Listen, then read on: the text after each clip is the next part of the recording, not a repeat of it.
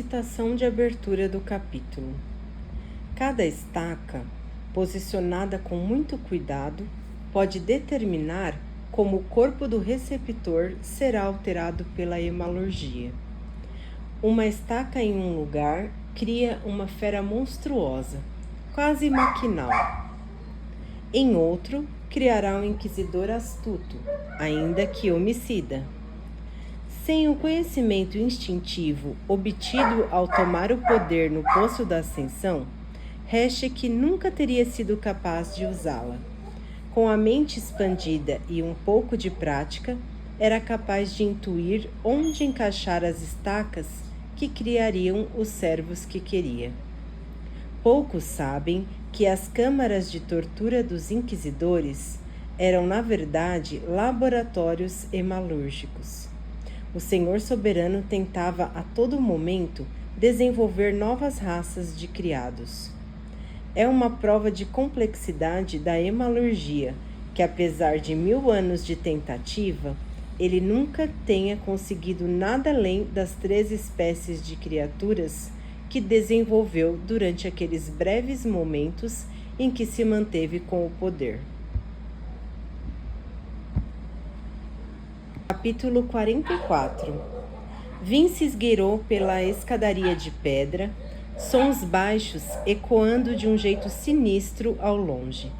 Não tinha tocha ou lampião, e a escadaria não era iluminada, mas luz suficiente vinha lá de baixo para permitir que seus olhos aguçados pelo estanho enxergassem. Quanto mais pensava a respeito, mais o porão imenso fazia sentido. Aquele era o cantão de recursos, o braço do ministério responsável por alimentar as pessoas, manter os canais e abastecer outros cantões. Vin acreditava que aquele porão, no passado, ficava lotado de suprimentos. Se o depósito fosse realmente ali, seria o primeiro escondido embaixo de um prédio do cantão de recursos. Vin esperava coisas grandiosas daquele local. Que lugar seria melhor para esconder o Atium e os recursos mais importantes do que com uma organização responsável pelo transporte e armazenamento de todo o império? A escadaria era simples, utilitária e bastante íngreme. Vin torceu o nariz para o ar com cheiro de bolor, que também parecia abafado para seu olfato aguçado pelo estanho. Ainda assim estava feliz com a visão, sem mencionar a audição melhorada que lhe permitiu ouvir o estalo de armaduras lá embaixo, uma indicação de que precisava avançar com muito cuidado. Assim fez, chegou ao fim da escadaria e espreitou pela quina da parede. 3 corredores estreitos de pedra dividiam a câmara ao fim da escada, cada qual rumando em diferentes direções, em ângulos de 90 graus. Os sons vinham da direita e, quando Vin avançou um pouco mais, quase saltou ao ver um par de guardas recostados preguiçosamente contra a parede a uma pequena distância. Guardas nos corredores, pensou Vin, voltando para a escadaria. E homem definitivamente quer proteger algo aqui. Vin se agachou na pedra fria e rústica. Peltre, aço e ferro eram pouco úteis naquele momento. Poderia derrubar os 2 guardas, mas correria um risco ao fazê-lo, pois devia evitar qualquer barulho. Não sabia onde estava o depósito e, portanto, ainda não podia causar nenhuma perturbação. Vin fechou os olhos, queimando latão e zinco. Cuidadosa e lentamente, abrandou as emoções dos 2 soldados. Ouviu-os se recostar na lateral do corredor. Em seguida, tumultuou a sensação de tédio, incitando essa única emoção. Olhou atrás da parede de novo, mantendo a pressão, aguardando. Um dos homens bocejou. Segundos depois, o outro também. Em seguida, ambos bocejaram juntos, e Vin correu direto da escadaria até o corredor obscuro além dela. Encostou-se bem rente à parede, o coração palpitando, e esperou. Não ouviu nenhum grito, mas um dos guardas murmurou algo sobre estar cansado. Ela sorriu empolgada. Fazia muito tempo que não precisava realmente se esgueirar. Servira como espiã e batedora, mas havia contado com as brumas, a escuridão e a sua capacidade de se mover rapidamente para protegê-la. Ali era diferente. Lembrava os dias em que ela e Ren invadiam casas para saqueá-las. O que o meu irmão diria agora? Ela se perguntou, percorrendo o corredor com um passo de leveza e quietude.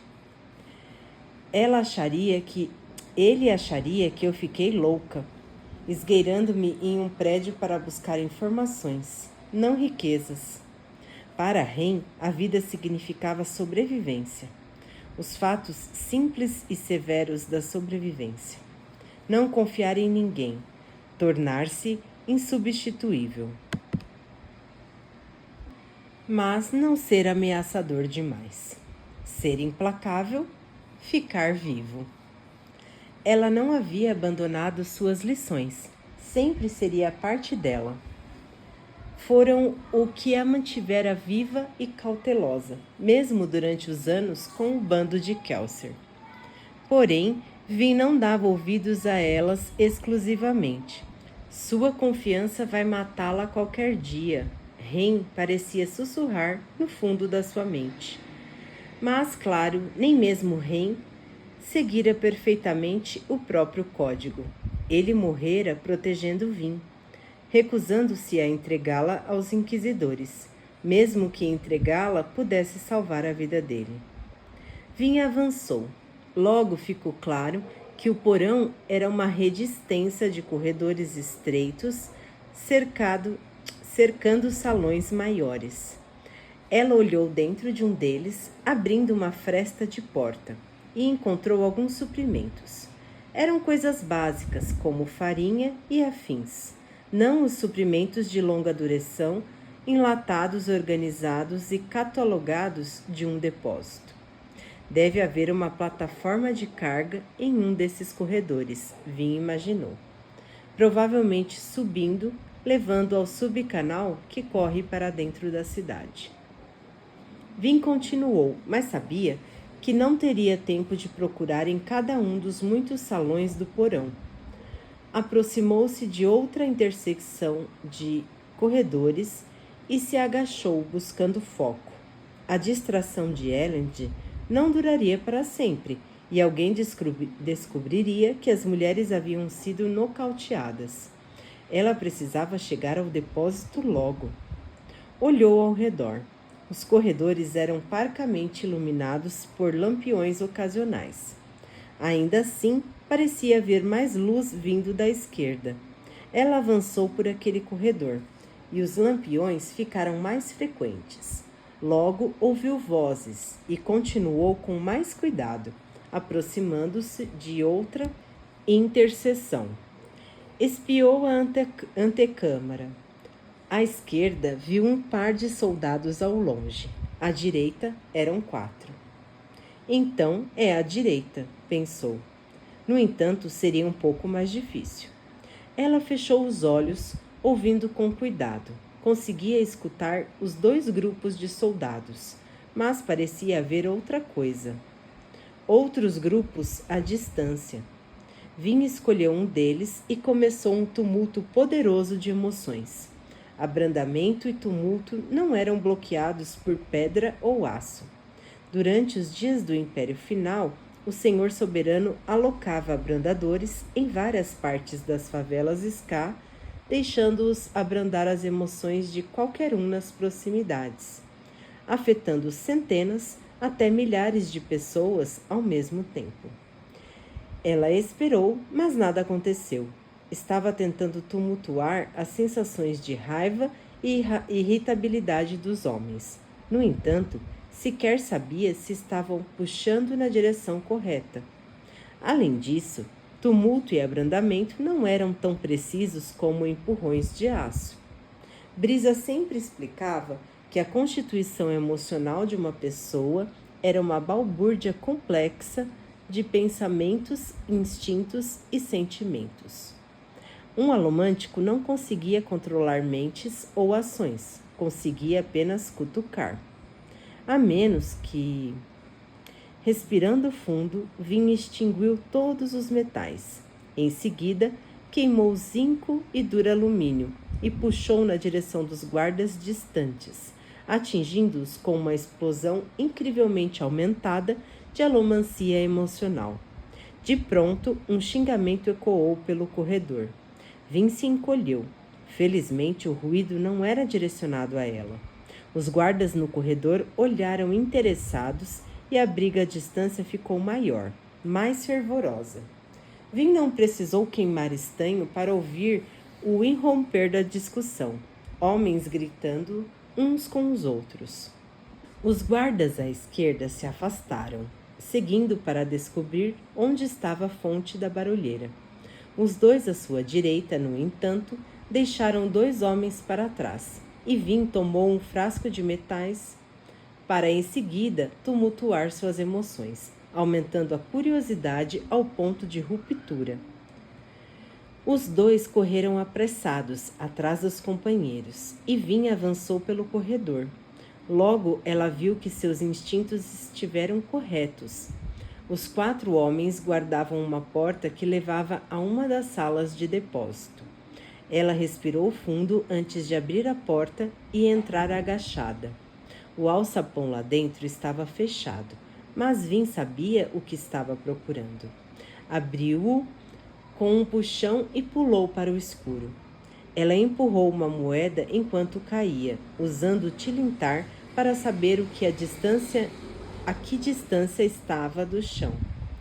Aterrissou em pedras rústicas, na completa escuridão, tudo preto como breu, além até do que o estanho permitia que enxergasse. Ela tateou ao redor e encontrou um lampião na parede.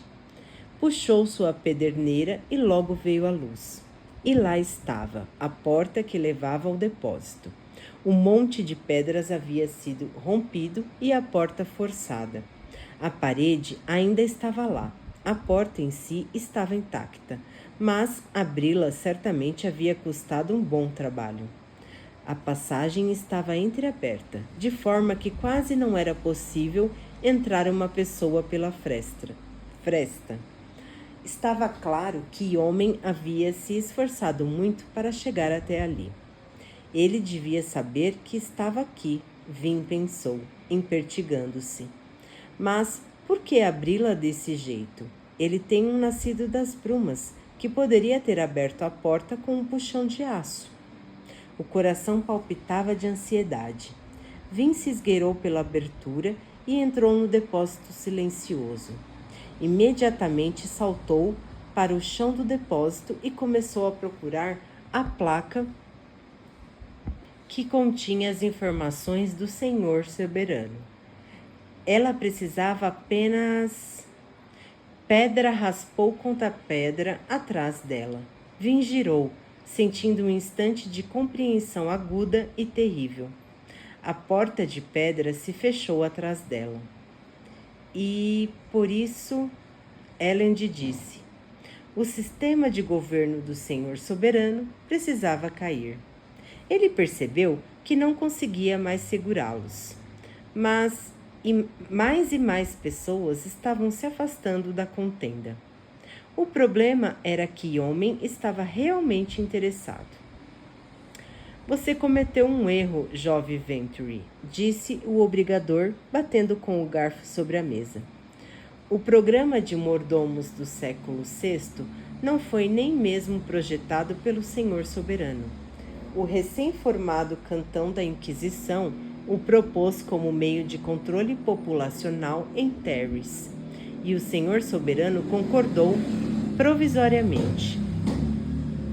Essa disposição se transformou numa maneira de subjugar uma raça inteira, Elend afirmou. A submissão começou muito antes, e Homem retrucou. Todos conhecem essa história, Venturi. Os terriçanos eram um povo que absolutamente se recusava a submeter-se ao governo imperial e por isso tiveram de ser firmemente controlados. No entanto, você consegue dizer com honestidade que os mordomos terriçanos eram maltratados? São os criados mais honrados em todo o império. Mal posso chamar de recompensa justa ser transformado em escravo favorito em troca de perder a virilidade, Elend disse, erguendo uma sobrancelha e cruzando os braços. Há no mínimo uma dúzia de fontes que eu poderia citar sobre isso. E o homem falou com um aceno de mão. Que tal Trendalan? Ele alegou que ter sido feito eunuco o deixou livre para perseguir pensamentos lógicos e harmônicos mais potentes, pois não tinha como se distrair com luxúrias mundanas. Ele não teve escolha, falou Elend. Poucos de nós tivemos escolha em nossos postos. Prefiro que as pessoas tenham essa opção, Elend afirmou. Vai perceber que dei liberdade aos Ska em minhas terras e um conselho parlamentar à nobreza, pelo qual eles têm participação no governo da cidade em que vivem. Ideais elevados, Yomen disse, e reconheço as palavras do próprio Trendalan nisso que você alega ter feito. Porém, mesmo ele disse que seria improvável tal sistema continuar estável por muito tempo. Elend sorriu. Fazia muito tempo que não tinha uma boa disputa como aquela. Han nunca se aprofundava nos assuntos. Gostava de questões filosóficas, mas não de debates eruditos. E Sazed simplesmente não gostava de discutir. Queria poder ter conhecido Yomen alguns anos atrás, pensou Elend. No passado, quando eu tinha tempo para me preocupar com filosofia. As discussões que poderíamos ter entabulado. Claro, aquelas discussões provavelmente teriam acabado com Elend nas mãos dos inquisidores de aço, por ser um revolucionário. Ainda assim, ele precisava admitir que Yomen não era um tolo. Ele conhecia história e política. Apenas tinha, por acaso, crenças totalmente errôneas. Em outra situação, Elend teria ficado feliz em persuadi-lo. Infelizmente, aquela discussão, em especial, estava ficando cada vez mais tensa para Elend. Estava falhando em segurar tanto a atenção de Yomen quanto a da plateia. Cada vez que tentava fazer algo para trazer a plateia de volta, Yomen parecia ficar desconfiado.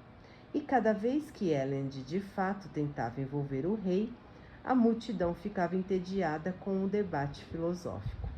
Por isso, Elend ficou realmente aliviado quando gritos de surpresa finalmente ecoaram. Segundos depois, 2 soldados correram para dentro do salão, carregando uma jovem tonta e ensanguentada em vestido de baile. Pelo Senhor soberano vim, pensou Elend. Isso foi mesmo necessário? Elend e Yomen se entreolharam. Então, o rei se levantou. Onde está a Imperatriz Ventrue? Ele questionou. Hora de ir, pensou Elend, lembrando-se de sua promessa a Vin. No entanto, uma ideia lhe ocorreu. Provavelmente não terei outra chance de ficar tão perto de Yomen, pensou Elend. E só há uma maneira de comprovar se ele é ou não um alomântico. Tentando matá-lo. Era ousado, talvez tolo, mas ele já estava quase certo de que nunca convenceria Yomen a entregar a cidade. O rei havia alegado não ser nascido das brumas. Era muito importante saber se ele estava mentindo ou não. Então, confiando em seus instintos para tal questão, Elend soltou uma moeda e empurrou-se para cima do palco. Os convidados começaram a gritar, seu mundo idílico se estilhaçando quando Elend puxou um par de adagas de vidro. Yomen empalideceu e se afastou. 2 guardas que vinham fingindo ser convidados para o jantar ergueram-se de suas poltronas, puxando bastões de sobre a mesa. Seu mentiroso e homem berrou quando Elend aterrissou na mesa de jantar. Ladrão, carniceiro, tirano! Elend deu de ombros e atirou 2 moedas nos guardas, derrubando-os com facilidade. Saltou para cima de homem, agarrando o homem pelo pescoço, empurrando-o para trás. Gritos e exclamações vieram da multidão. Elend apertou, sufocando Yomen. Nenhuma força invadiu os membros do homem, nenhum puxão ou empurrão alomântico. Tentou livrá-lo dos braços de Elend. O obrigador mal se debateu. Ou ele não é alomântico, Elend pensou, ou é um excelente ator. Ele soltou Yomen, empurrando o rei para trás da mesa de jantar. Elend meneou a cabeça. Aquele era um mistério que estava... Yomen saltou para a frente, puxando uma faca de vidro e golpeando. Elend se assustou, desviando para trás, mas a faca o atingiu, abrindo uma fenda em seu antebraço. O corte queimou de dor, aumentada pelo estanho, e o imperador praguejou, cambaleando para longe. Yomen golpeou novamente, e Elend deveria ter sido capaz de desviar. Tinha peltre, e Yomen ainda se movia com a lentidão de um homem sem forças extraordinárias. Ainda assim, o ataque acompanhou Elend, conseguindo de alguma forma atingi-lo na lateral. O imperador grunhiu, o sangue escorrendo quente pela pele, e ele encarou os olhos de Yomen. O rei retirou a faca, desviando com facilidade no contra-ataque. Parecia até que Elend queimou Electro, dando-lhe uma bolha de imagens falsas de Atium. Yomen hesitou de imediato, parecendo confuso. Ele está queimando Atium, pensou Elend em choque. Significa que ele é nascido das brumas. Parte de Elend queria ficar e lutar, mas a estocada na lateral havia sido séria, o suficiente para ele saber que precisaria cuidar dela logo. Praguejando contra a própria estupidez, se empurrou no ar, pingando sangue sobre a nobreza aterrorizada lá embaixo.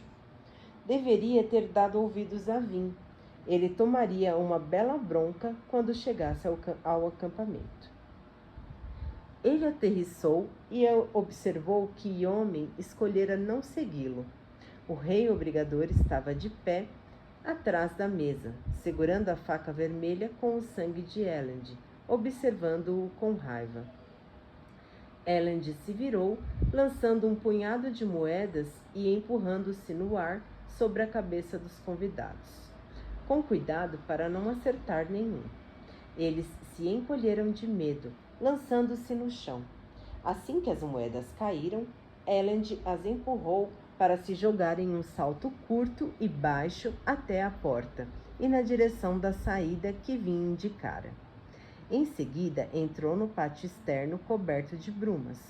Olhou para o prédio, sentindo-se frustrado, embora não soubesse por quê.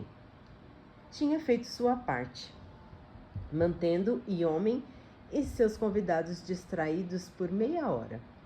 Claro, havia sido ferido, mas descobrira que Yomen era um alomântico. Era uma informação preciosa. Ele soltou uma moeda e lançou-se no ar. 3 horas depois, Elend estava sentado na tenda de comando com Han, esperando em silêncio. Curativos foram feitos em seu flanco e no braço. Vin não chegou. Ele contou aos outros o que havia acontecido. Vin não chegou. Han insistiu para que ele comesse algo. Elend caminhou para lá e para cá por 1 hora depois disso, e Vin ainda não havia retornado. Vou voltar lá, Elend disse, erguendo-se.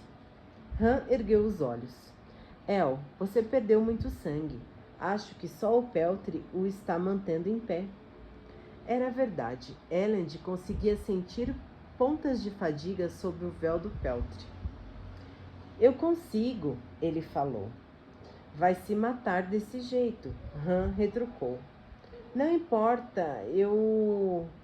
Elend parou de falar quando seus ouvidos aguçados pelo estanho escutaram alguém se aproximar da tenda. Ele puxou as abas antes de o homem chegar, assustando-o. Milord, disse o homem, mensagem da cidade. Elend pegou a carta e a abriu. Venturi, seu hipócrita, estou com ela. Como talvez você já tenha adivinhado, há uma coisa que sempre notei nos nascidos das brumas. Para um homem, eles são confiantes demais. Obrigado pela conversa estimulante. Fico feliz em ter distraído você por tanto tempo. Rei e homem. Vin estava sentada em silêncio na caverna escura. Descansava as costas contra o bloco de rocha que era a porta de sua prisão. Ao lado dela, ao chão, estava o lampião quase apagado, que havia trazido para dentro do gigantesco cômodo. Ela tinha empurrado e puxado, tentado forçar a saída. No entanto, logo percebera que as pedras quebradas que vira do lado de fora, o projeto que ela supusera ter sido usado para abrir a porta, tinham na verdade um propósito diferente. E homem aparentemente havia removido as placas de metal de dentro da porta, aquelas que um alomântico poderia puxar ou empurrar para abri-la. Aquilo transformava a porta em um simples bloco de pedra. Com o peltre fortalecido pelo duralumínio, ela teria conseguido empurrá-la até abrir. Infelizmente, achou difícil conseguir uma alavancagem no chão, que era inclinado a partir do bloco. Além disso, eles deviam ter feito algo com as dobradiças, ou talvez empilhado mais pedras do outro lado, pois ela não conseguia fazer a porta se mover. Cerrou os dentes de frustração, sentando-se com as costas para a porta de pedra. E homem havia preparado uma armadilha para ela. Teriam ela e Elend sido assim tão previsíveis? Independentemente disso, era uma jogada brilhante. E homem sabia que não tinha como lutar com eles. Então, em vez disso, simplesmente capturara Vin. Tinha o mesmo efeito, mas sem nenhum risco, e ela caíra direitinho na cilada. Vin vasculhou o salão inteiro em busca de uma saída, mas não descobriu nada. Pior ainda, ela não localizou o estoque escondido de Átio. Era difícil dizer com todas as latas de comida e outras fontes de metal, mas sua busca inicial não havia sido promissora.